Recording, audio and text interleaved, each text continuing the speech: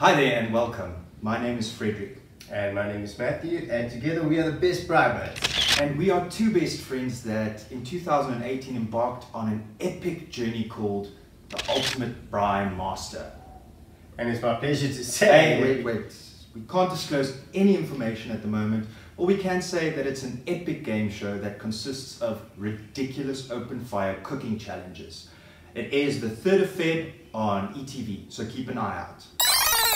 Well, what I can tell you is that neither of us are professional chefs or experienced cooks in any way. But while we were on the Ultimate Braai Master, we did learn a lot. So we decided to start this channel so we can share some of these things with you guys.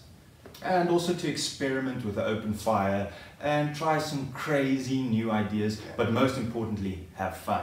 Yeah. So today's theme is, drumroll please. I don't have a drum.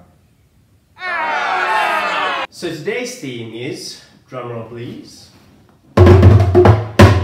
Braai tips!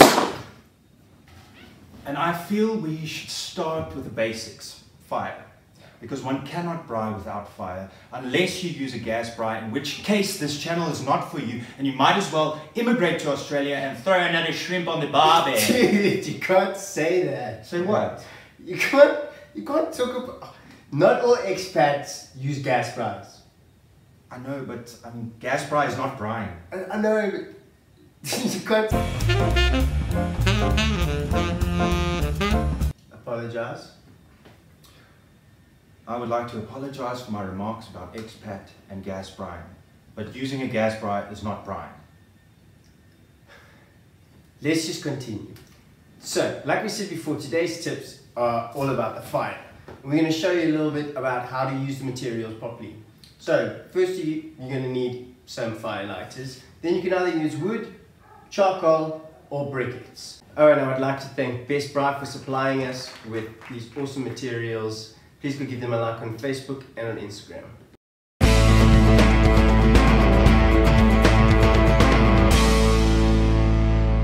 So wood is the preferred material because in South Africa, a braai is a social event. Charcoal, on the other hand, is when you want quick heat. Yeah. And briquettes is preferred for something like a Weber that acts more like an oven instead of a grill. So today we're going to show you how to make the ideal wood fire for a nice flatty. And also we're going to show you how to use briquettes in the Weber to make a nice duck fat potato roast. Let's go! So the size of your fire is a matter of opinion. You see, I prefer a really big fire. And I prefer mine enormous.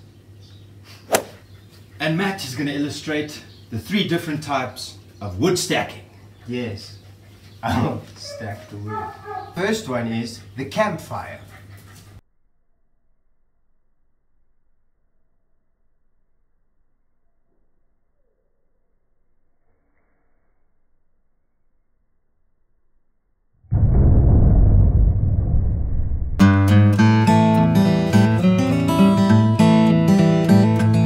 The second stacking style is called the Jenga.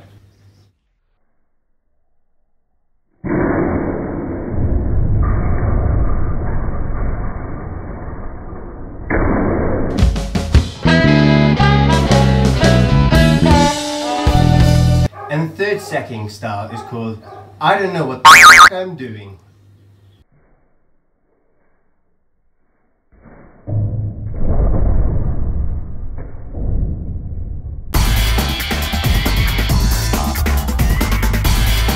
So like we mentioned, briquettes are ideal for the Weber. We're going to turn it into basically a braai oven. So let's get to it.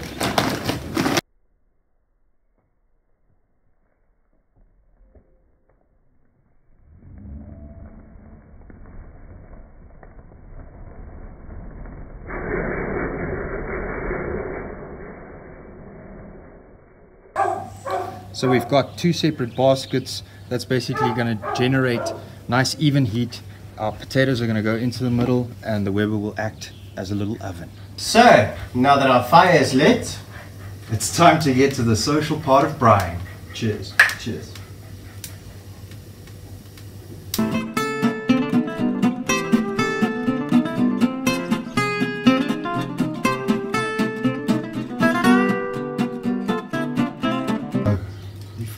kind of let our fire die out. So Matt's just going to illustrate how to add more heat using a bit of charcoal.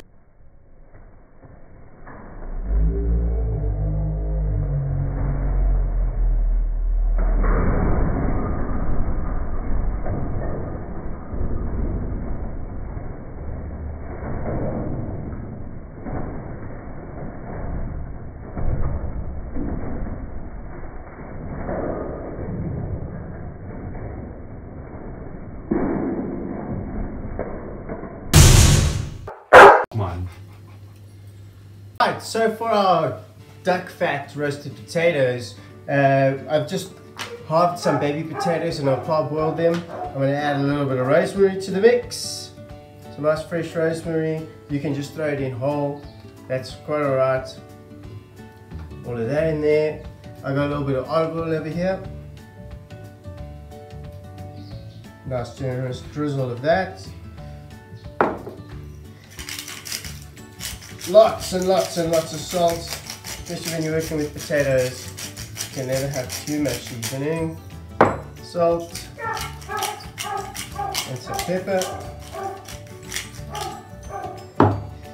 And now the most important ingredient, our duck fat.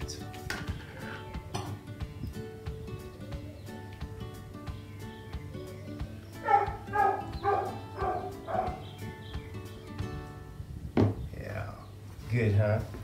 And we're just gonna mix that through so the potatoes get a nice even coating of everything.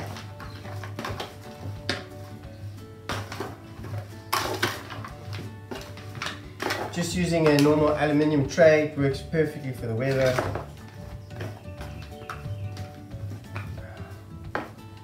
And there you have it. So this will go into the weather now. And when it comes out, it's going to be golden, delicious, and awesome. Right, potatoes go into the center. As you can see, we have the heat on either side. And we're going to close that up and let it work its magic. Okay, so our fire is just about ready to cook the chicken.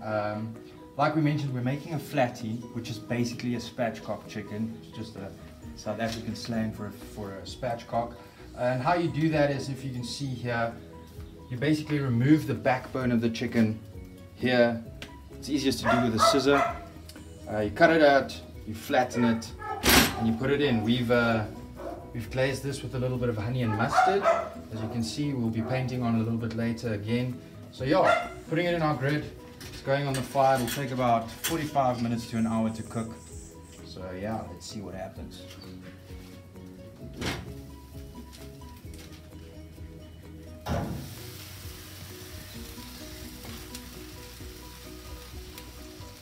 Okay, so as you can see, the grid is pretty high in the braai right now. That's because the coals are still pretty hot. So yeah, you can adjust it by lowering it later. But for now, because the fire is so hot, we're using the height of the grid to control the heat. As the fire dies down, later on we'll lower the grid and continue cooking the chicken.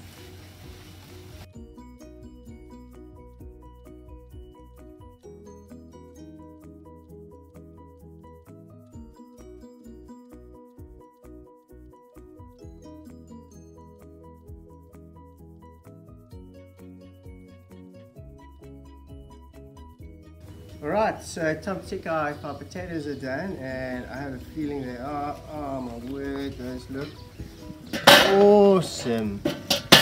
So, oh, look at that. So I'm just going to scoop them up, I'm going to put them in here, let them strain off just before we serve them. Okay, so our chicken has been running for about 50 minutes now. I think it's cooked. So let's take it off that fire.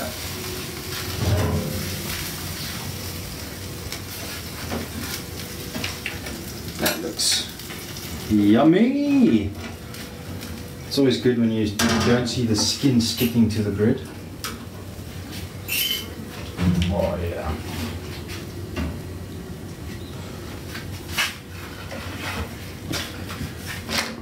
There we go. a nice honey mustard spatchcock chicken.